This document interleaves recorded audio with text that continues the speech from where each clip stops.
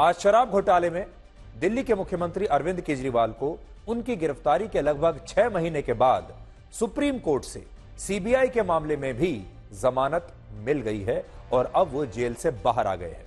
अरविंद केजरीवाल भारत के पहले ऐसे नेता हैं जो मुख्यमंत्री के पद पर रहते हुए जेल गए थे और आज मुख्यमंत्री के पद पर रहते हुए ही वो जमानत पर जेल से बाहर भी आ गए हैं। केजरीवाल पहले कहते थे कि उनके खून का एक एक कतरा दिल्ली के लोगों के लिए है, लेकिन आज जेल से बाहर आने के बाद वो एक अलग अवतार में नजर आए।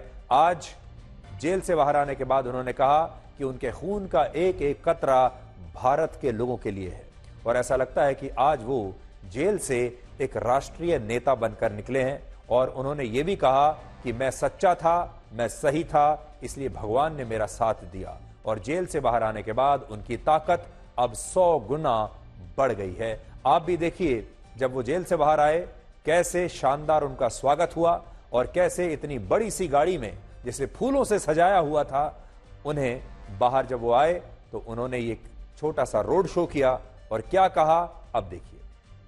सुप्रीम कोर्ट ने अगर उन्हें यह जमानत दी है, इसका मतलब यह है कि जजों को ना तो डराया गया है और ना जज डरे हुए हैं, ना ही जुडिशरी डरी हुई है। हमारी न्यायपालिका स्वतंत्र है, इसीलिए तो उन्हें यह बेल मिल पाई है। यह भी तो उन्हें सोचना पड़ेगा।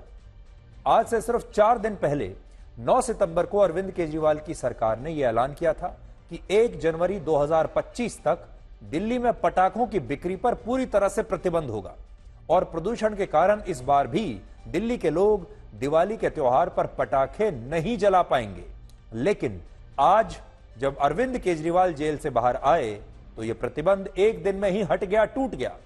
आम आदमी पार्टी के तमाम कार्यकर्ता और समर्थक दिल्ली की सड़कों पर पटाखे फोड़ रहे थे और केजरीवाल की जमानत का जश्न मना रहे थे। और इससे आपको यह पता चलता है कि सारे नियम और कानून असल में आम जनता के लिए होते हैं और सारा प्रदूषण सिर्फ दिवाली पर पटाखे फोड़ने से ही होता है। लेकिन आम जनता की राजनीति करने वाले नेताओं के लिए ऐसा लगता है कि शायद कोई कानून और नियम नहीं है। अरविंद केजरीवाल को जब वो घर पहुंच जाएं और थोड़ा सेटल हो जाएं तो अपने कार्यकर्ताओं से जरूर पूछना चाहिए कि उन्होंने अपनी ही सरकार द्वारा लगाए गए पटाखे के प्रतिबंध को क्यों तोड़ा। तो अरविंद केजरीवाल और उनके परिवार के लिए तो आज ही दिवाली है। आम आदमी पार्टी का कहना है कि ईडी और सीबीआई ने अरविंद केजरीवाल के खिलाफ जो कार्रवाई की वो नियमों के विरुद्ध थी और इसे आज सुप्रीम कोर्ट ने भी स्वीकार कर लिया है। ऐसा आम आदमी पार्टी के कार्यकर्ता और ये पार्टी सबको बता रहे हैं, जबकि हकीकत यह है कि सुप्रीम कोर्ट का आज का फैसला उन बातों से बहुत अलग है जो बातें आम आदमी पार्टी के नेता देश के लोगों के बीच फैला रहे हैं। असल में अरविंद केजरीवाल ने सुप्रीम कोर्ट में 2 याचिकाएं दायर की थी। इनमें एक याचिका सीबीआई की गिरफ्तारी के खिलाफ थी और दूसरी याचिका सीबीआई के मामले में जमानत को लेकर थी। जो याचिका जमानत को लेकर थी, यानी जिसमें जमानत मांगी गई थी, उस पर सुप्रीम कोर्ट की बेंच के दोनों जज सहमत थे, यानी जमानत वाली याचिका सुप्रीम कोर्ट ने मंजूर कर ली और अरविंद केजरीवाल को जमानत दे दी। इनमें जस्टिस सूर्यकांत और जस्टिस उज्जवल भुइयां दोनों का यह मानना था कि अरविंद केजरीवाल को जमानत देना नियम के बिल्कुल अनुरूप है। जमानत नियम है जबकि जेल अपवाद है, उनका यह मानना है। उनका यह भी कहना था कि इस मामले में फैसला आने में काफी समय लगेगा, यानी अंतिम फैसला तो बहुत समय के बाद आएगा, तब तक इंतजार नहीं किया जा सकता और इस आधार पर अरविंद केजरीवाल को ज्यादा समय के लिए जेल में रखना उचित नहीं होगा। जैसे केजरीवाल मुख्यमंत्री होते हुए भी दिल्ली के मुख्यमंत्री के दफ्तर नहीं जा सकते, किसी फाइल पर हस्ताक्षर नहीं कर सकते, इस मामले में जांच को लेकर कोई बयान नहीं दे सकते और जांच में रुकावट डालने और गवाहों को प्रभावित करने की भी कोशिश नहीं कर सकते। ये जो जांच में कहते हैं कि दबाव नहीं डाल सकते, गवाहों को प्रभावित नहीं कर सकते, ये असल में हर किसी को भी जब जमानत मिलती है तो ये शर्तें आम बात है। ऐसी शर्तें हर बार किसी को भी जमानत देते वक्त लगती ही हैं, तो इसलिए इसमें कोई अलग बात नहीं है कि केजरीवाल के लिए। लेकिन अलग बात यह है कि वो अब अपने दफ्तर, मुख्यमंत्री के दफ्तर नहीं जा पाएंगे और कोई भी फाइल पर हस्ताक्षर नहीं कर पाएंगे। ये वो शर्तें हैं जिनके आधार पर केजरीवाल को इस मामले में रेगुलर बेल मिली है। लेकिन जैसा मैंने आपसे शुरुआत में कहा, आज सुप्रीम कोर्ट को 2 याचिकाओं पर फैसला सुनाना था। जिनमें दूसरी याचिका सीबीआई की गिरफ्तारी के खिलाफ थी। और इस मामले में सुप्रीम कोर्ट का फैसला अरविंद केजरीवाल के खिलाफ आया है। यानी दो याचिकाओं में, एक में केजरीवाल की जीत हुई है, यानी जिसमें उन्हें जमानत मिली, और एक में उनकी हार हुई है, जिसमें उन्होंने अपनी गिरफ्तारी को चुनौती दी थी और कहा था कि यह गिरफ्तारी गलत है। सुप्रीम कोर्ट ने अपने आदेश में कहा है कि सीबीआई की गिरफ्तारी नियमों के अनुरूप थी और वो इस गिरफ्तारी को अवैध नहीं मानता। यह बहुत बड़ी बात मैं आपको आज बता रहा हूं। सीबीआई को लेकर, गिरफ्तारी को लेकर जो याचिका थी, उसमें सुप्रीम कोर्ट ने माना है कि यह नियमों के खिलाफ गिरफ्तारी नहीं थी, नियमों के अनुरूप थी। और इस याचिका पर दोनों जजों की राय लेकिन बटी हुई थी। जस्टिस सूर्यकांत ने कहा कि नियमों के तहत अगर कोई आरोपी पहले से ही हिरासत में है तो उसे जांच में आवश्यकता पड़ने पर दोबारा गिरफ्तार करना अवैध नहीं है, और सीबीआई ने केजरीवाल को गिरफ्तार करके नियमों का उल्लंघन नहीं किया है। जबकि जस्टिस उज्जवल भुइयां ने कहा कि सीबीआई की गिरफ्तारी को वो संदिग्ध मानते हैं, क्योंकि सीबीआई ने केजरीवाल को तब गिरफ्तार किया जब उन्हें ईडी के मामले में जमानत मिल चुकी थी। उन्होंने यह भी कहा कि सीबीआई को पिंजरे में बंद तोते की अपनी छवि तोड़नी चाहिए और दिखाना चाहिए कि वो पिंजरे में बंद तोता नहीं है। यह दूसरी बार है जब सुप्रीम कोर्ट ने सीबीआई को पिंजरे में बंद एक तोता बताया है। अब अरविंद केजरीवाल की रिहाई के बाद शराब घोटाले में गिरफ्तार हुए सभी बड़े नेता जेल से बाहर आ चुके हैं। इसके अलावा लोकसभा चुनाव से पहले जितने भी बड़े बड़े विपक्षी नेताओं को ईडी और सीबीआई ने गिरफ्तार किया था, उन तमाम नेताओं को भी अब जमानत मिल चुकी है। केजरीवाल आखिरी ऐसे नेता थे विपक्ष के जो अभी भी जेल में थे, और केजरीवाल के बाहर आते ही अब विपक्ष के तमाम जो नेता थे जिन्हें गिरफ्तार किया गया था, अब वो सब के सब जेल से बाहर आ चुके हैं। इनमें मुख्यमंत्री अरविंद केजरीवाल के अलावा मनीष सिसोदिया, संजय सिंह, झारखंड के मुख्यमंत्री हेमंत सोरेन, उद्धव ठाकरे की पार्टी के नेता संजय राउत, शरद पवार की पार्टी के नेता अनिल देशमुख और तेलंगाना के पूर्व मुख्यमंत्री के चंद्रशेखर राव की बेटी के कविता का नाम शामिल है। अब ये सब के सब जेल से बाहर आ चुके हैं और सक्रिय राजनीति में दोबारा से प्रवेश कर चुके हैं, जबकि अब तो और ज्यादा सक्रिय हो गए हैं।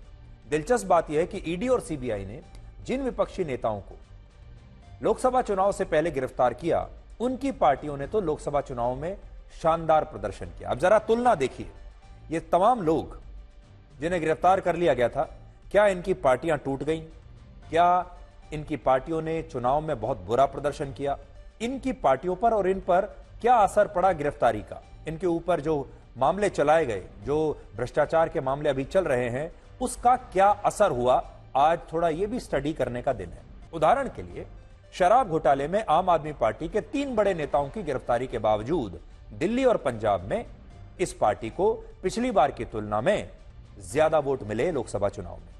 पंजाब में आम आदमी पार्टी का वोट शेयर पिछली बार के मुकाबले 18.52% ज्यादा रहा, जबकि दिल्ली में जहां आम आदमी पार्टी ने कांग्रेस के साथ मिलकर चुनाव लड़ा, वहां उसे पिछली बार से लगभग 6% वोट ज्यादा मिले। यानी दोनों जगह आम आदमी पार्टी को फायदा हुआ, बावजूद इसके कि उसके बड़े बड़े नेताओं को भ्रष्टाचार के आरोप में जेल में डाल दिया गया था।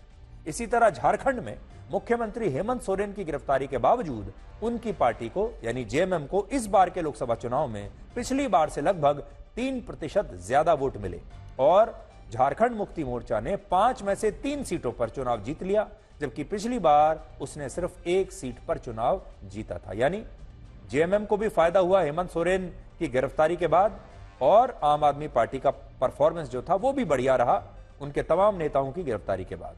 तो ये पार्टियां ना तो टूटी ना कमजोर हुई। इसी तरह संजय राउत और अनिल देशमुख की गिरफ्तारी के बावजूद उनकी पार्टियों ने लोकसभा चुनाव में महाराष्ट्र में अच्छा प्रदर्शन किया। उद्धव ठाकरे और शरद पवार ने अपनी असली पार्टी को खोने के बाद भी अपने असली नाम को खो दिया, चुनाव चिन्ह को खो दिया। उसके बाद भी महाराष्ट्र में एकनाथ शिंदे और अजीत पवार से इन्होंने ज्यादा सीटें जीती। यानी आंकड़े बताते हैं कि जो विपक्षी नेता जेल गए उन्होंने लोकसभा चुनाव में अच्छा प्रदर्शन किया, और जो विपक्षी नेता बीजेपी में गए उन्होंने खराब प्रदर्शन किया। जैसे अजीत पवार की एनसीपी ने 4 में से सिर्फ 1 लोकसभा सीट पर चुनाव जीता। वो अपनी पत्नी सुनेत्रा पवार को भी चुनाव नहीं जिता पाए। कांग्रेस पार्टी की पूर्व नेता ज्योति मिर्धा, कैप्टन अमरिंदर सिंह के बेटे रणेंद्र सिंह और हेमंत सोरेन की भाभी सीता सोरेन भी चुनावों से पहले बीजेपी में आ गए, लेकिन जनता ने इन नेताओं को भी चुनाव में हरा दिया। महाराष्ट्र के पूर्व मुख्यमंत्री अशोक चव्हाण भी चुनाव से पहले बीजेपी में आ गए और बीजेपी ने उन्हें यह सोचकर राज्यसभा का सांसद बनाया होगा कि वो महाराष्ट्र के नांदेड़ क्षेत्र में उसे लोकसभा का चुनाव जीतने में मदद करेंगे, लेकिन यहां भी बीजेपी नांदेड़ में ही चुनाव हार गई। और इससे यह पता चलता है कि जो विपक्षी नेता जेल गए उन्होंने चुनाव में अच्छा प्रदर्शन किया, उनकी पार्टियां टूटी नहीं बल्कि और मजबूत हो गई। और जो नेता बीजेपी में गए उन्होंने चुनाव में खराब प्रदर्शन किया और इनकम टैक्स, सीबीआई और ईडी की जांच का सामना करने वाले नेता बीजेपी में आकर चुनाव में अच्छा प्रदर्शन नहीं कर पाए। पार्टियां जो कमजोर हुई वो अलग। और सबसे बड़ी बात यह कि केजरीवाल अब बाहर आ गए हैं और ऐसे समय में जेल से बाहर आए हैं जब हरियाणा का चुनाव होने ही वाला है और आम आदमी पार्टी अब हरियाणा के चुनाव में बहुत सक्रिय भूमिका निभाएगी। अरविंद केजरीवाल खुद हरियाणा से हैं, इसलिए वो चुनाव प्रचार वहां जबरदस्त तरीके से करेंगे। कांग्रेस के साथ उनका गठबंधन नहीं हो पाया। अब बड़ी बात देखने वाली यह है कि अरविंद केजरीवाल को यानी उनकी पार्टी को हरियाणा में कितने वोट मिलते हैं और ये वोट वो बीजेपी के वोट काटेंगे या कांग्रेस पार्टी के वोट काटेंगे, ये अब देखने वाली बात होगी। लेकिन एक राष्ट्रीय नेता बनने का जो सपना है अरविंद केजरीवाल का, अब वो जाग चुका है और वो पूरी कोशिश करेंगे अपने बयानों के जरिए, अपने प्रोजेक्शन, अपनी मार्केटिंग के जरिए कि अब उन्हें देश के लोग एक राष्ट्रीय नेता के तौर पर देखना शुरू कर दें। ये पुल अहमदाबाद के हाटकेश्वर इलाके में है, जिसका निर्माण वर्ष 2017 में हुआ था। अजय इंफ्रा नाम की जिस प्राइवेट कंपनी ने इस पुल का निर्माण किया, उसका दावा था कि यह पुल 10-20 साल नहीं बल्कि 100 साल तक चलेगा। ऐसा पुल बनाया है हमने जो 100 साल तक चलेगा, इतना मजबूत पुल, ऐसा दावा था कंपनी का। अहमदाबाद नगर निगम के अधिकारियों ने भी दावा किया कि यह पुल इस इलाके में ट्रैफिक जैम की समस्या को हमेशा के लिए खत्म कर देगा। लेकिन जिस पुल को लोगों की समस्याएं कम करनी थी, जिसे 100 साल तक चलना था, वही पुल लोगों के लिए सबसे बड़ी समस्या बन गया और इस पुल ने सिर्फ 5 वर्षों में ही दम तोड़ दिया। 100 साल चलने वाला पुल 5 वर्षों में ही बेकार हो गया। वर्ष 2022 की ऑडिट रिपोर्ट में पता चला कि यह पुल 100 साल तो दूर अब 100 दिन भी नहीं चल सकता और नगर निगम को इसे आम लोगों के लिए तत्काल प्रभाव से बंद कर देना चाहिए, ऐसा ऑडिट रिपोर्ट ने लिखा। ऑडिट रिपोर्ट कहती है कि इस पुल के निर्माण की गुणवत्ता में कई तरह की धांधलियां हुई हैं, इसकी क्वालिटी बहुत खराब है।